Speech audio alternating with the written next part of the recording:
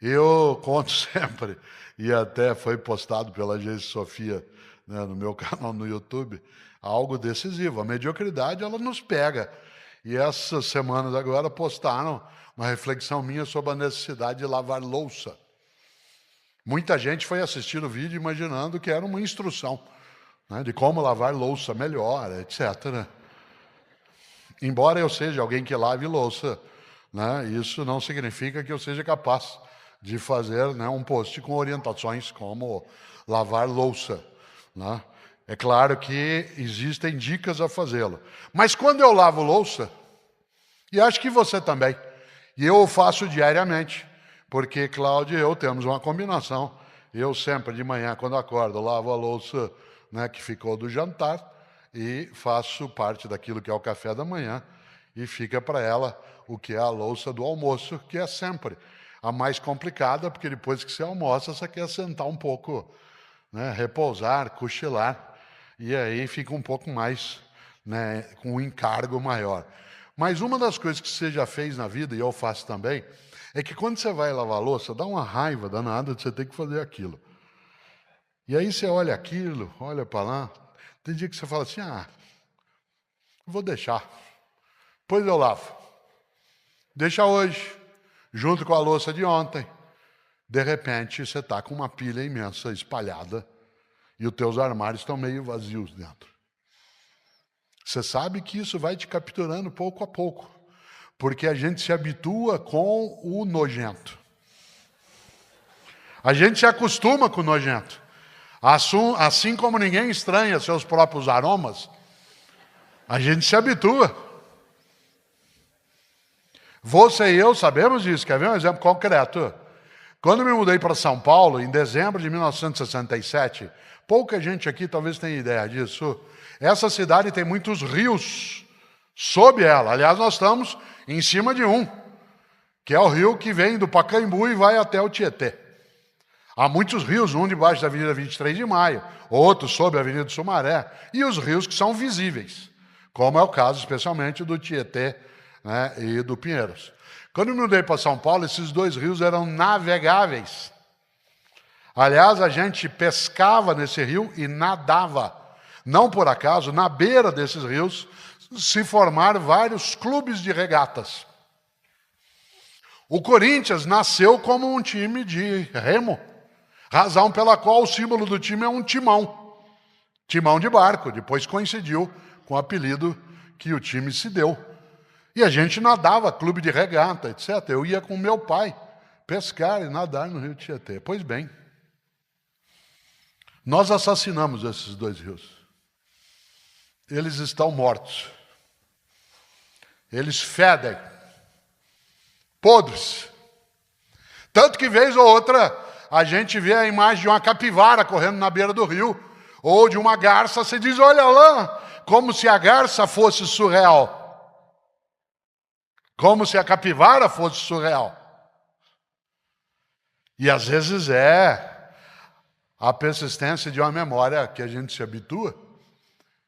Interessante, porque nós assassinamos esses dois rios. Não é impossível que eles deixem de ser assim como em outros lugares do mundo. Hoje o Tamisa, em Londres, não só é navegável, como se pode nadar nele na Uera. Isso num país que fez a Revolução Industrial no Ocidente e poluiu tudo. Claro.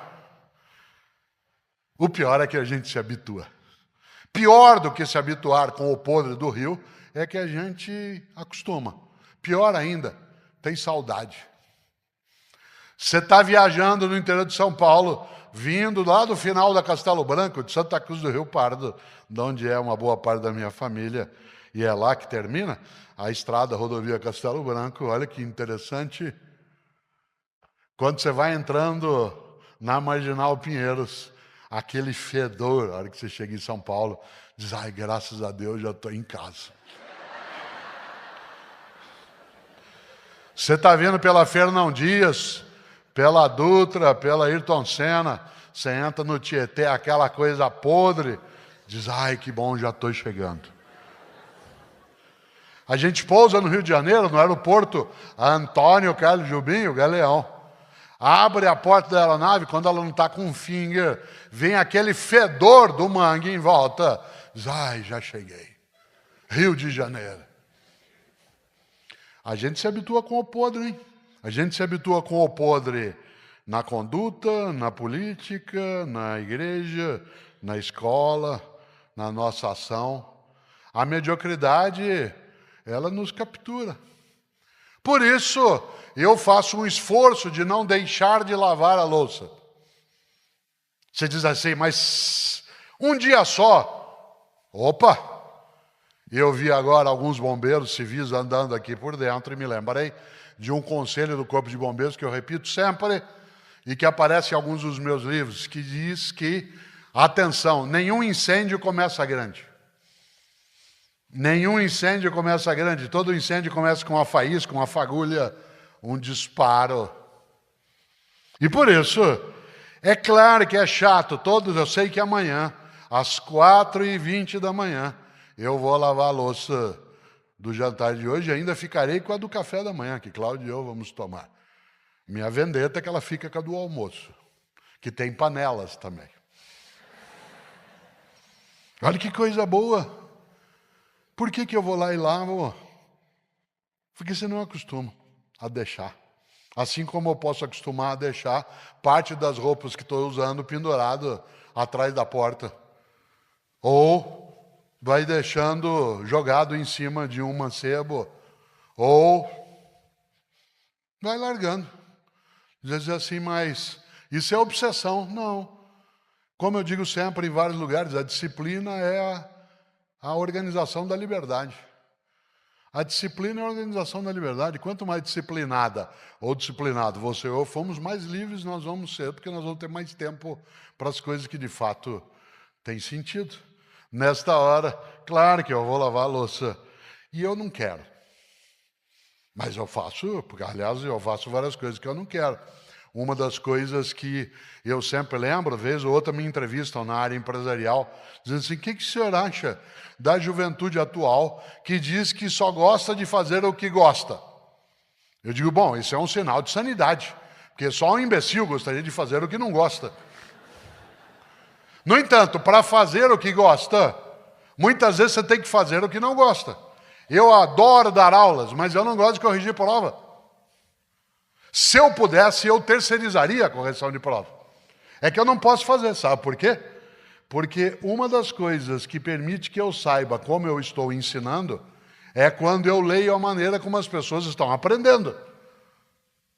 Eu só sei se eu estou ensinando corretamente se eu noto que as pessoas estão escrevendo coisas que eu ensinei de modo correto. Mas é chato. Você corrigir prova significa num domingo à tarde a família inteira saindo, dando tchau. E você lá com 200 provas sobre a mesa, 200 redações, 200 textos, em que você vai ler sobre o mesmo assunto nas 200. Com letras inacreditáveis. Parte delas não parece vir do Salvador Dalí, mas do Picasso. É mais que surreal, é dadaísta ao extremo. É cubista como Picasso. Já imaginou?